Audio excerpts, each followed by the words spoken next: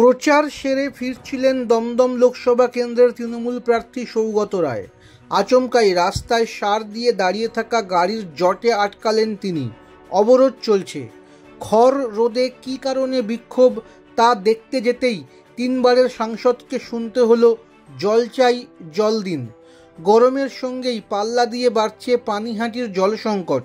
রোজই বিভিন্ন এলাকা থেকে পানীয় জল না পাওয়ার ক্ষোভ উঠে আসছে। দিন কয়েক আগেও রাস্তা অবরোধ করেন বাসিন্দারা। সোমবার সোদপুর মধ্যমগ্রাম রোড অবরোধ করেন স্থানীয়রা। পানিহাটি পুরসভার 34 নম্বর ওয়ার্ডে ঘোলার কদমতলা মোড়ে এদিন এই অবরোধে আটকে পড়েন সৌগত। সেখানে নেমে বিক্ষোভকারীদের সঙ্গে কথা বলেন তিনি। তাকে ঘিরে ধরে একদল বাসিন্দা ক্ষোভ প্রকাশ করেন বলে খবর।